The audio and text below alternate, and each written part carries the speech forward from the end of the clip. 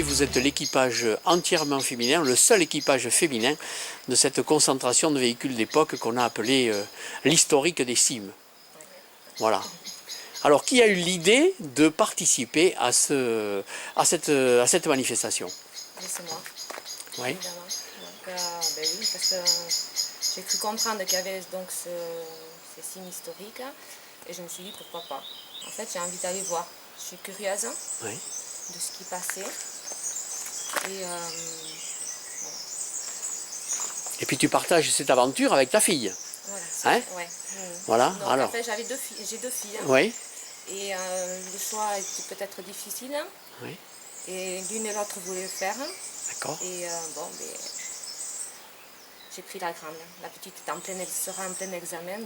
Donc il faut qu'elle travaille. Ouais, il faut qu'elle travaille. Ce sera pile le moment du bac. D'accord. Donc j'ai pris la grande. Mais on est toujours très spectatrice. Donc pour une fois, on sera actrice. Voilà. D'accord. Qui va piloter cette magnifique voiture? Je pense que ça sera la plus vieille. Ça va être moi. D'accord. Et donc, dans le, bon, on va pas dire le baquet de droite, mais le siège de droite, Laurie avec le roadbook peut-être. Oui. Ça sera sa faute si on se trompe, ce ne sera pas la mienne. Mais non, ça va aller. Dites, vous avez déjà un peu d'expérience en conduite de véhicules tout-terrain? Oui, quand même un peu. Ouais. Je me la prends de temps en temps pour aller faire quelques pistes. Et c'est vrai qu'ici, autour de Lic, c'est pas ce qui manque, Voilà. je suppose. Voilà, c'est ça. Donc, de temps en temps, le dimanche, on va se promener.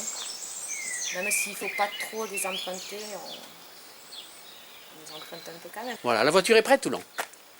Oui. Il y a eu des petits problèmes, mais apparemment, ils seraient résolus. Oui. Qui s'occupe de la préparation? C'est mon frère. Hein? Ouais. C'est moi, question mécanique, je ne connais pas grand-chose. Et alors, si tu tombes en panne? J'espère qu'il sera là derrière. De toute façon, c'était les conditions. Je voulais qu'il soit. Je le faisais que s'il y était. S'il n'était pas trop loin. S'il n'était pas trop loin et surtout derrière. Alors quand il m'a dit je me mettrai devant, non.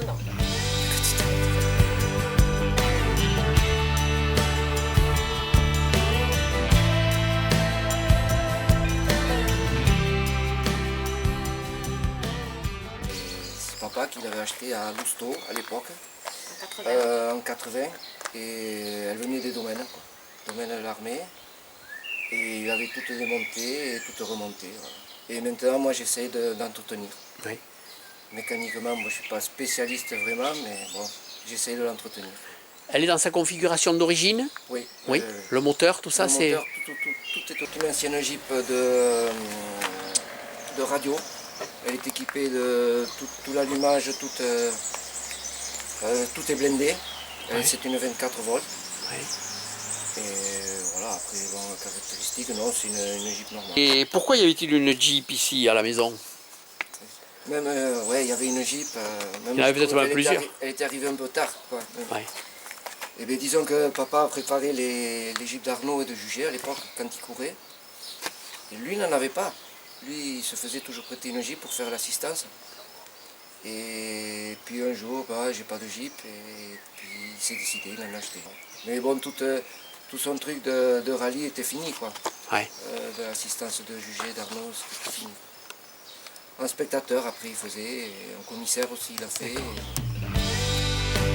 Parmi les symboles forts de la Deuxième Guerre mondiale, la Jeep tient toute sa place.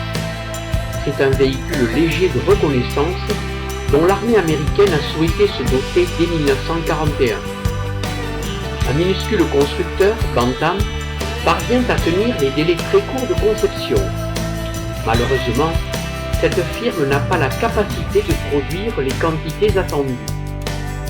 C'est finalement Willis qui décroche le premier contrat pour la fabrication du modèle MB, répondant à un cahier des charges très précis. Ford lui vient en aide pour produire les 650 000 unités pendant la Deuxième Guerre mondiale.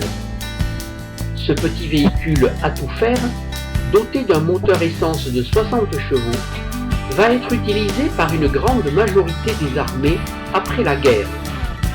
D'autre part, nombre de ces véhicules vont être rachetés au surplus américain par les habitants de nos vallées de montagne.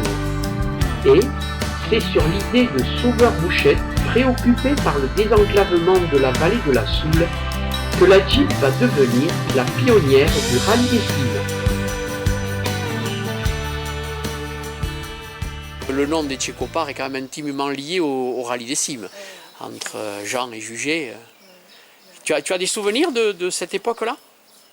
Ah, ben oui, évidemment, puisque papa réparait la Jeep de Jugé qui faisait le rallye, donc en fait j'ai toujours connu de la mécanique, des Jeeps dans le hangar, quoi. En fait, on a un hangar, c'est rempli de véhicules tout-terrain. Toi, Laurie, t'as pas connu, bien sûr. Ah, ben, elle a connu, pas avant, mais elle a connu très jeune aussi. Tu l'as connu très jeune, mais bon, on t'a aussi certainement raconté beaucoup de choses, Laurie. Je vois des photos, même Ouais. des vidéos d'avant. D'accord. Et ça te fait quoi de voir un peu tout ça? Ben là, je me dis que ça change. Ouais. Après, bon, j'ai connu que papy, donc j'ai pas connu les autres qui couraient. D'accord. Et voilà. On allait en D'accord. Jeep avec papy, et voilà. Moi, je me rappelle même d'être allée à Cambo quand même. Ah oui. Ouais, j'étais jeune, mais j'ai quand même un petit souvenir. Et je me rappelle que c'était un souvenir où toute la famille de Tchécopards de Vic s'est déplacée sur Cambo. Et c'est rare, mais on s'était tous déplacés quand même. Et on avait une tante qui était anglaise, et on avait tous atterri chez elle. Tous à dormir par terre et tout, et c'est vrai que... Et même Jugé, qui courait, et qui avait même gagné cette année-là d'ailleurs. Hein, le rallye, c'est une affaire de famille, ça se transmet de père en fils ou de mère en fille, et c'est ça qui est quand même assez extraordinaire. Mais oui, c'est quand même une passion, donc après, nous on n'arrête pas, parents on n'arrête pas, donc les enfants suivent automatiquement, et après c'est sûr que ça se transmet de génération en génération. Chez nous au moins comme ça, après... Donc votre papa n'a jamais participé, n'a jamais couru en tant que concurrent au rallye? Non, au parce rallye. que lui aussi il a fait un choix. Il travaillait, il avait des enfants élevés, on n'avait qu'un salaire, donc après il a fait un choix. Son choix ça a été... il était très fort en mécanique. D'accord. Et je crois que Jugé se reposait beaucoup sur lui, si j'ai bien compris. Voilà, comme moi aujourd'hui sur mon frère. Jugé et Arnaud, bon, ben, c'était des figures, c'était des meneurs d'hommes, c'était des... Je sais que nous, on a été faire les reconnaissances dans le manège, là, du côté de Cambo et partout. On ne parle que d'eux, quoi. Ouais. Ils ont laissé des souvenirs incroyables Ouais, partout, ouais. ouais. Ah ouais. On nous parle d'eux, on nous parle du rallye des cimes. Les gens, dès qu'on parle du rallye des cimes, les gens nous ouvrent les portes, on est vraiment très bien accueillis, quoi.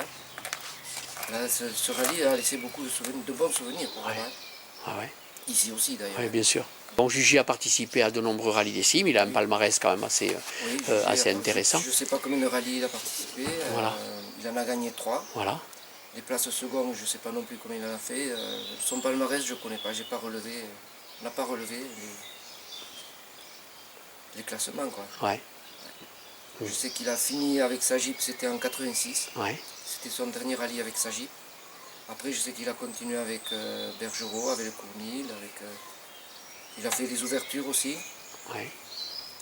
Et, voilà. Et puis il participait à l'organisation aussi. Oui, il était dans l'organisation. Lui et votre père aussi participaient souvent à l'organisation. Oui, c'était jamais fini pour nous le Ouais. rallye, de toute façon jusqu'au dernier Ah souffle. ouais. Là, c'est... Et puis on en finit un qu'on pense déjà au suivant. Voilà, C'est tout à encore fait. le cas, hein, C'est Pierre? vrai, c'est toujours pareil. Ouais. Ouais. Ah ouais. Ça n'a pas changé. Ça n'a pas changé, non, tout ça. Moi j'ai le souvenir de Jugé qui, si ma mémoire est bonne, qui ramassait le lait dans les fermes avec une Jeep et une remorque. Ah oui, À mais une ça- époque. Ça, il travaillait pour chez Bouchette, je Voilà. pense, hein, à l'époque. Oui, tout à fait. Et il faisait le tour des fermes. Une ferme, oui. Et il ramassait le lait pour Bouchette, pour revendre après dans les fromageries. Ouais. C'était donc son outil de travail. C'était l'outil de travail. Oui. Ouais. Chez Bouchette, ici, il y avait entre la chasse, le lait, il faisait tout en Jeep, quoi. Ouais. Ouais. Ce qui correspond bien à l'histoire du rallye des cimes, puisque la Jeep au départ était là pour faciliter la vie des gens. Hein. Voilà. C'était pour ça.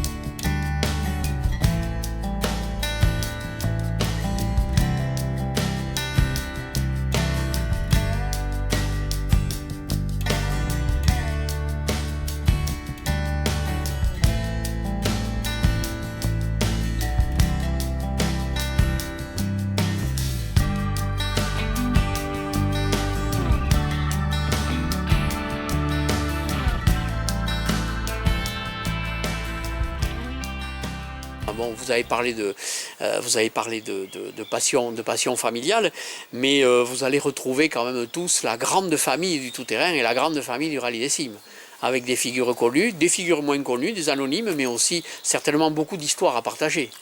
Je pense que les soirées seront... il y en aura des anecdotes. Elles seront animées. Mais entre eux aussi. Ouais. Ah ben c'est sûr. Hein. Déjà des gars comme Aguerre, comme Pachotti, comme ces types, ça, ils ont vu beaucoup de choses. Ouais. Des terrains. Ouais. Et tous ces mecs, ils auront beaucoup de choses à raconter. Hein. Donc Laurie, tu auras certainement beaucoup de choses à apprendre.